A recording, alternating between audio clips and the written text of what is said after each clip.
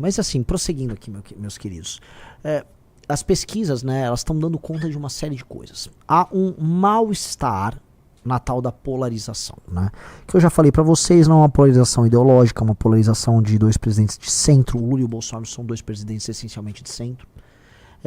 E há um erro numa fórmula que foi adotada pelos governadores, que historicamente, veja, eles são meio puxa-sacos do Bolsonaro. Eles nunca se opuseram ao bolsonarismo de fato. Eles sempre tiveram medo de bater de frente. E ao ter medo de bater de frente, eles não conseguiram, né, entregar nada. Na minha... eita.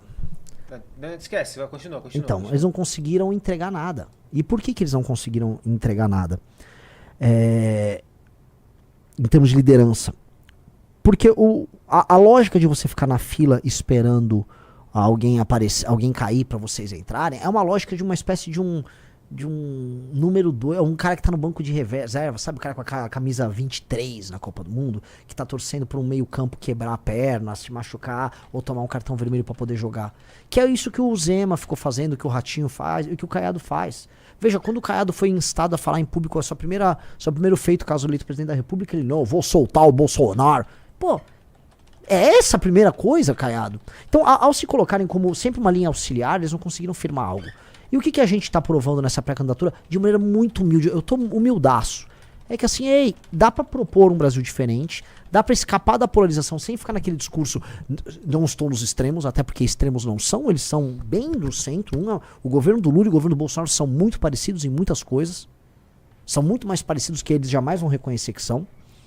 E aí, ao propor coisas novas que estão fora da caixa, as pessoas se interessam. E aí você vai construindo um caminho novo. Pois bem, eu acho que eu não ficaria surpreso em aparecer até julho com 10, 11%. E se eu aparecer com 10, 11%, eu tenho condição de vencer as eleições. Porque eu vou tirar ou o Lula ou o Flávio Bolsonaro do segundo turno. Eu volto a repetir. Se eu chegar até julho com 10, 11%, eu vou ter participação nos debates garantida, vou aparecer na TV, a imprensa vai me dar cobertura.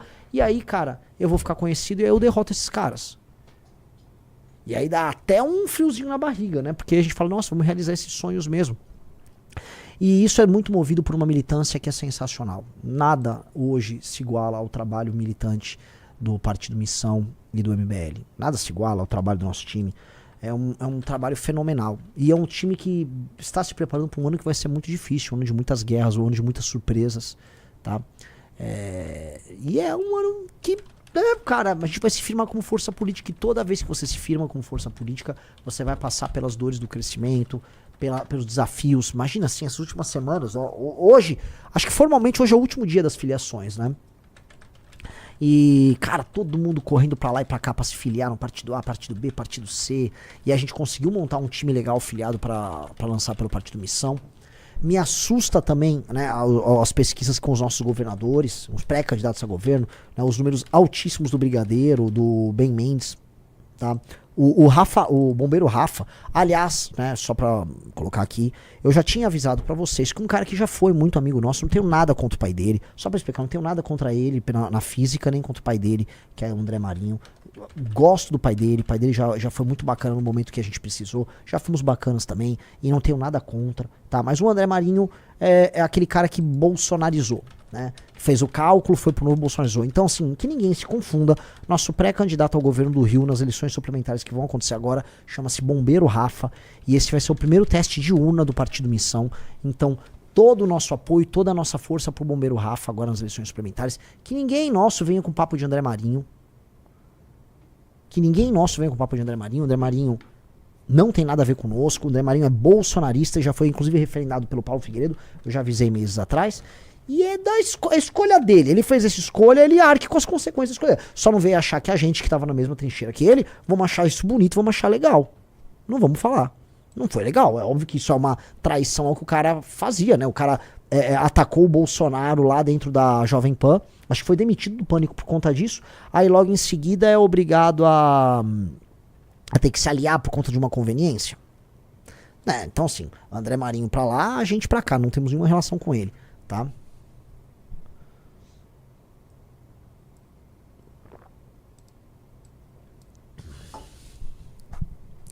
E estamos preparando as nossas pré-candidaturas ao governo, tá todo mundo subindo na pesquisa. França apareceu muito bem. A França apareceu com 3,3 no Paraná. 3,3 para França, 5,7 para o Brigadeiro em Santa Catarina. Ben Mendes tem pesquisa que ele bate mais de 5% já em Minas Gerais. Rapaz. Aqui, ó, é o índice para segundo voto. Né? Para vocês entenderem, quando você pergunta qual é o segundo voto que vocês têm. Cara, o Ben Mendes já tá tecnicamente empatado. Ele tá empatado com o Rodrigo Pacheco, que é do PSD, foi presidente do Senado.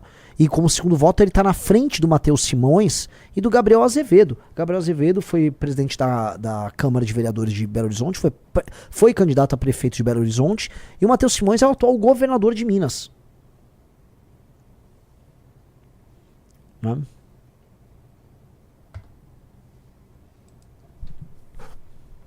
É bizarro.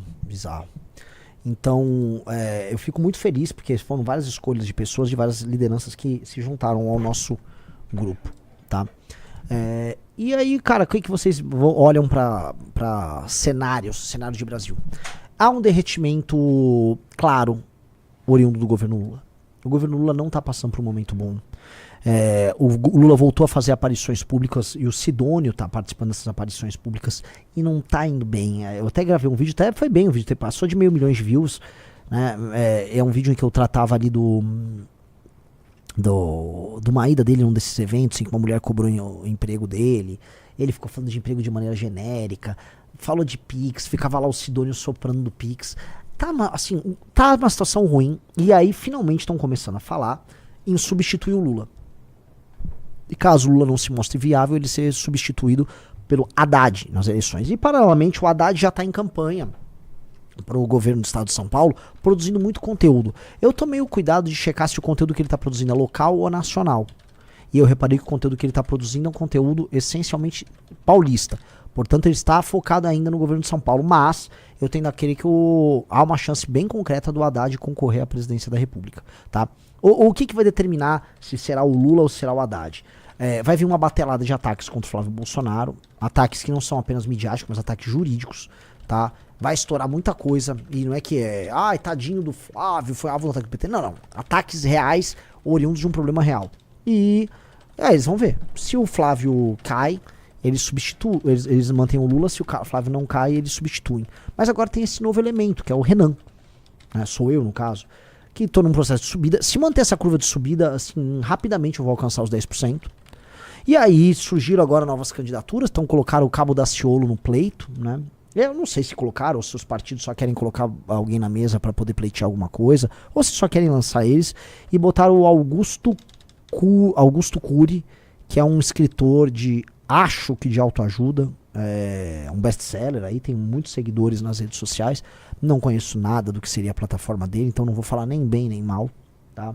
O Daciolo, mesma coisa, foi um personagem folclórico na eleição de 2018, mas eu acho que isso irá sim nos atrapalhar nas próximas pesquisas, porque nesse voto, né, pelo novo, por alguém que pinte, você, né, acaba dispersando. Então, por mais que eu acho que o Zema vai deixar de ser candidato, e por mais que eu acho que o Caiado não dura com essa candidatura, esses outros nomes aparecem para você ficar dissipando vamos dizer, a vontade do eleitor. É do jogo, não vou ficar aqui reclamando de nada, tá? Prosseguindo. Então esse é o cenário que a gente tá construindo, tá? Um cenário que envolve novos players. É um cenário que vai envolver também a construção de plataformas alternativas ao bolsonarismo e ao lulismo. E nesse cenário de plataformas alternativas, a gente é de longe a que está mais bem desenvolvida, simplesmente porque a gente se propõe a fazer isso. Eu não sei se enfim, não dá pra falar que os partidos lá do Daciolo, etc, estão fazendo isso, mas dá pra falar que é o jogo que tá. Prendeu o motor, prendeu